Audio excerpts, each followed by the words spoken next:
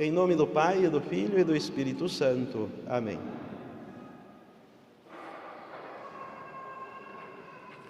Reverendíssimo Padre Jorge, caríssimos fiéis,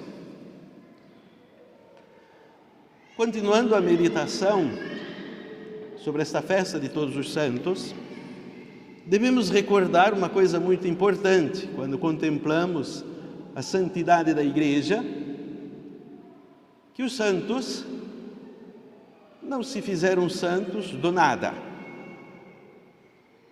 Não se nasce santo, ao contrário, nós nascemos todos em pecado original. E de certo modo, já ao nascer, estamos condenados a sermos escravos do diabo. Quando entramos na igreja, através do batismo, nos entramos na Assembleia dos Santos. Por isso que a igreja é santa na sua essência. E a santidade é o reflexo mais claro que existe sobre o grande mistério da igreja. Não porque a santidade é simplesmente um mérito somente particular, mas é uma graça que nosso Senhor nos dá através do nosso batismo, da qual, é claro, iremos desenvolver durante a nossa vida. Todos os que estão na glória passaram pela igreja militante e são iguaizinhos a nós. Se nós perguntássemos como eram os santos enquanto estavam aqui na terra, iguaizinhos a nós. Eles também nasceram como nós, no estado triste de pecado original. Foram batizados, permitiram que a graça de Deus trabalhasse pouco a pouco em suas almas, e assim foram se santificando, e transformaram essa labuta na honra para Cristo. E assim a igreja, de certo modo, vai resplandecer aquilo que ela é, a santidade, mas a santidade de Cristo, através de nós, que somos o seu corpo. Quando nosso Senhor sobe no monte, na montanha, nos ajuda a refletir sobre o discurso que Ele vai começar a fazer, sobre as coisas altas, por isso sobe. Isso também nos ajuda a compreender a importância de subir na vida espiritual, subir na vida de santidade. E toda aquela gente, junto com os seus discípulos, estavam atentos às palavras. É claro que nosso Senhor subia, de certo modo, para ajudar a forma de falar, porque não havia microfone, tinha que falar alto. Então, num lugar alto, é mais fácil as pessoas que estão embaixo ouvir. Mas mais do que simplesmente isso, é que nosso Senhor quer nos ensinar também que está falando de coisas altas. E, de certo modo, também reflete esse grande mistério do seu corpo místico. E vai falar das grandes bem-aventuranças, que na prática, diante do mundo, do pensamento mundano, é uma verdadeira contradição. Porque vai contra tudo aquilo que mais almejam os seres humanos.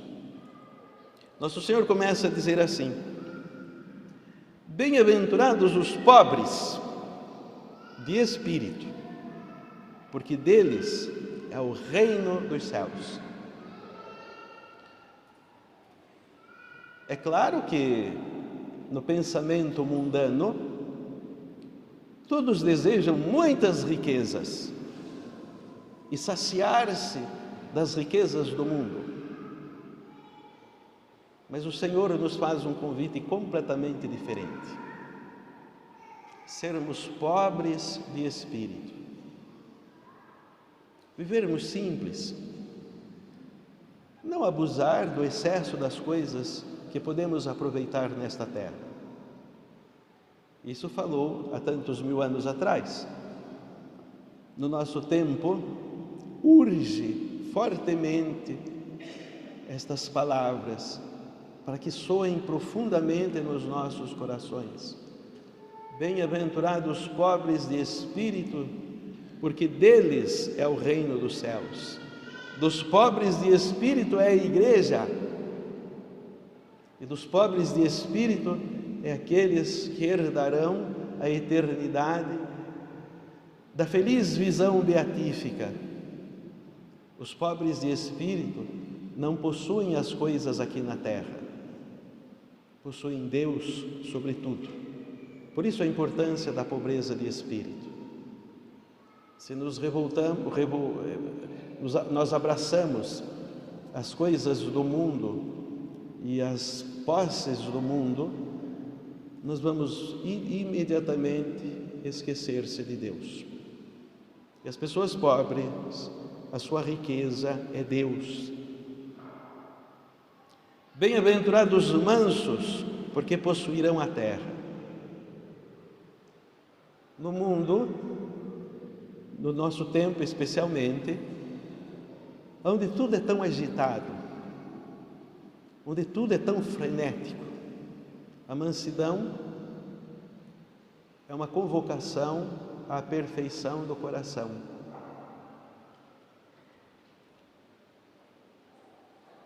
Bem-aventurado os que choram, porque serão consolados. Ninguém gosta do choro, ninguém gosta de suportar os sofrimentos da vida, ninguém suporta mais as frustrações. Mas bem-aventurados os que choram, os que suportam com paciência os problemas desta existência e tudo transformam num verdadeiro sacrifício de honra e de louvor a Deus. Bem-aventurados que têm fome e sede de justiça, porque serão saciados. Os santos são injustiçados. Nunca podemos esquecer do grande exemplo de nosso Senhor Jesus Cristo. De todas as injustiças que caluniaram ele se calou, não se defendeu. Por isso, Deus é a verdadeira justiça de todas as injustiças mundanas. Aqueles que não ficam mordendo de raiva, guardando rancores, ódio, em busca de uma justiça frenética, não são capazes de alcançar e olhar para cima aquele que é o verdadeiro e justo juiz, que vai dar a cada um conforme as suas obras. Bem-aventurados os misericordiosos, porque serão tratados com misericórdia. Normalmente a nossa fila no confessionário é grande, porque buscamos de Deus a sua misericórdia. Mas se Ele nos dá a sua misericórdia, devemos fazer a mesma coisa. Sempre se questiona se Deus perdoa todos os pecados. Não era nenhuma questão para estar no nosso coração. Quem faz uma pergunta dessa ainda não conheceu Deus, não sabe quem é Ele. Deus perdoa tudo. A pior maldade que uma pessoa pode fazer, Ele perdoa, a não ser que a pessoa não queira a sua graça. Se não quer, não tem como mexer no seu livre-arbítrio. Mas Deus perdoa tudo. todas as nossas fragilidades, todas as nossas maldades, as nossas e de todas as outras pessoas. E quem somos nós para nos incharmos de orgulho e dizer, não perdoo?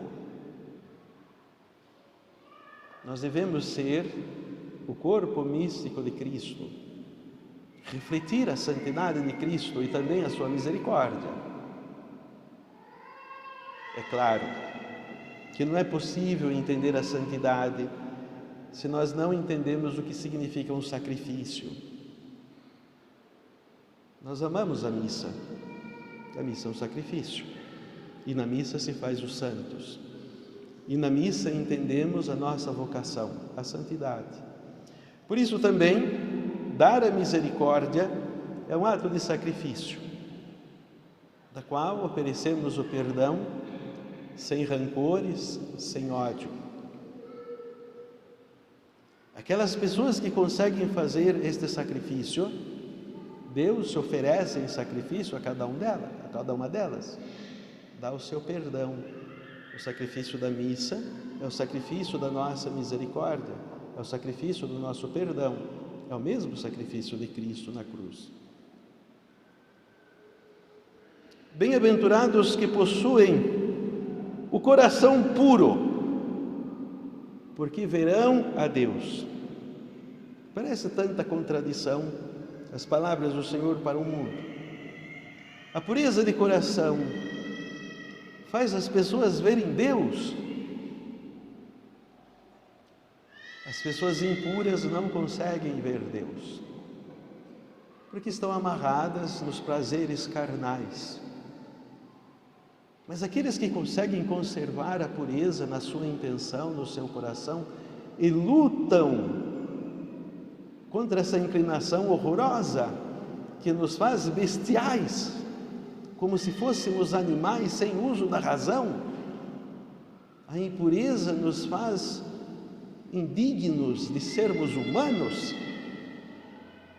nos eleva à condição de animais irracionais. E o mundo louva e adora as práticas impuras. Mas aqueles que lutam como verdadeiro sacrifício, com uma missa, no dia a dia, e olham para Deus e o contemplam.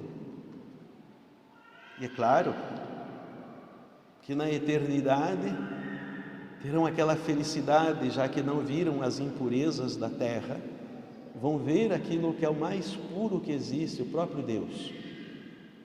Os nossos olhos devem conservar sempre esta pureza, o nosso coração, a nossa mente.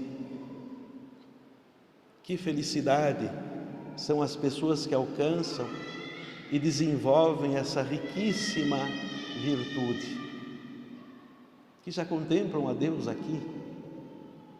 Quando olham os outros, conseguem ver aquilo que não se vê simplesmente com os olhares humanos, mas com o olhar espiritual. Conseguem ver no outro a imagem e semelhança de Deus. As pessoas puras são as mais bondosas, porque conseguem olhar nas pessoas mais ruins que existem, e até nas mais impuras, que todos os seres humanos são a imagem e semelhança de Deus. Aquilo que a impureza e a maldade e a corrupção não deixa ver, as pessoas puras conseguem contemplar e amar os seus irmãos, porque podem ver neles a sua imagem e semelhança, não simplesmente como objeto de prazer.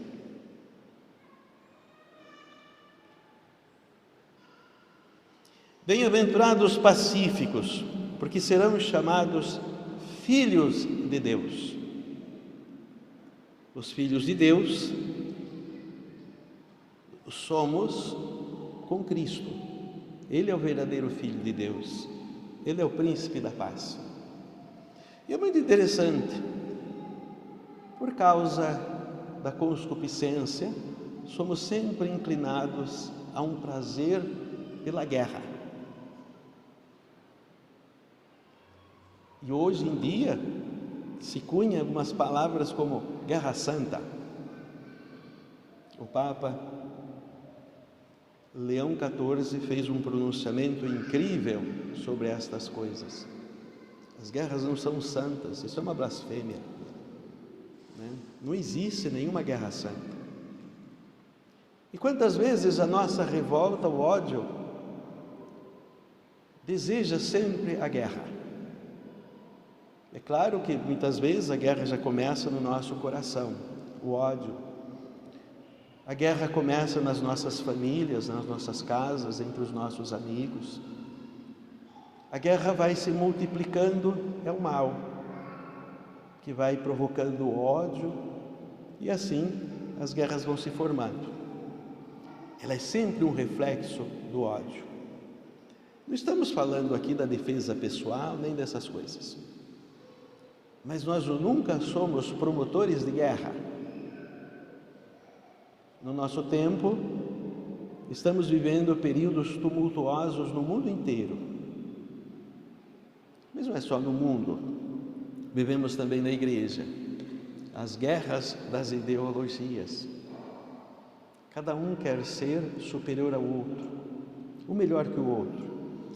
E nesta guerra, já que não tem nenhuma santidade nisso, também nas ideologias, as ideologias, não existe santidade nenhuma, e sim o egoísmo. E aí o espírito de guerra, pouco a pouco, desfacela a igreja, que é santa na sua essência, mas a guerra não reflete o que a igreja é, e nem o que nós fomos chamados. A igreja é una, é santa, mas é una. E nós devemos fazer de tudo para promover a unidade da igreja. Quanto mais ódio, quanto mais rancor, quanto mais crítica, quanto mais tiro nós damos nos outros dentro da própria igreja, nós estamos destruindo ela mesma. Que contradição! E vemos assim como a igreja militante é uma grande luta de todos os lados.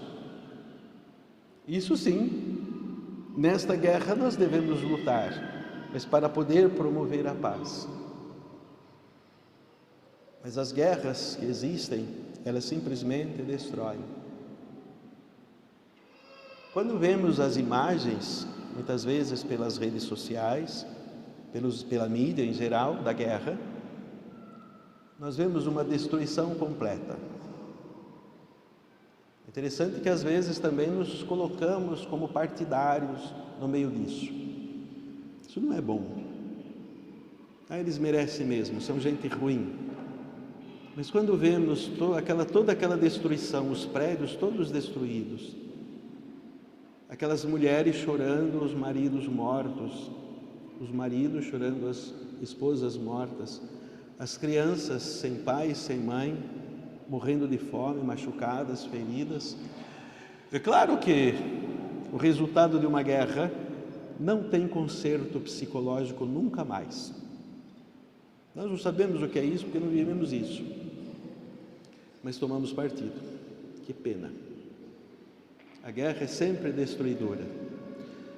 Mas a vida espiritual, quando alimentamos a guerra dentro da igreja, é semelhante.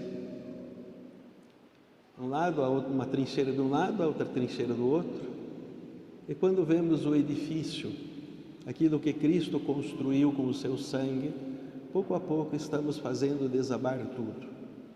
Quantas pessoas ficam desesperadas, quantas pessoas ficam escandalizadas, quantas pessoas perdem tudo por causa do mau exemplo dos próprios católicos. Precisamos buscar a santidade para alcançar com os nossos irmãos maiores que já estão lá. Aquilo que eles fizeram aqui. Eles são os nossos exemplos. Sigamos os seus passos. Vivamos aquilo que o Senhor nos ensinou, para que possamos estar plenamente unidos a eles e definitivamente um dia estar com todos eles, naquilo que é a nossa felicidade suprema, Deus mesmo.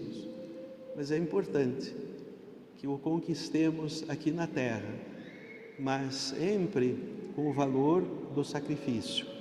Não existe santidade sem o sacrifício, e Ele nos quis fazer santos através do sacrifício.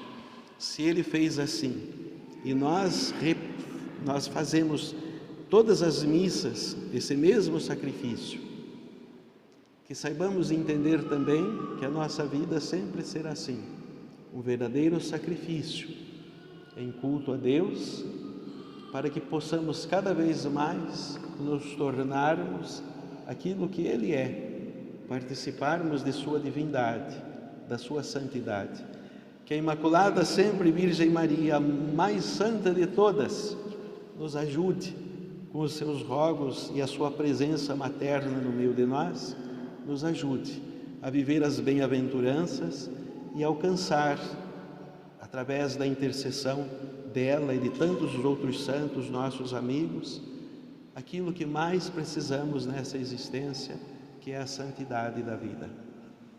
Em nome do Pai, e do Filho, e do Espírito Santo. Amém.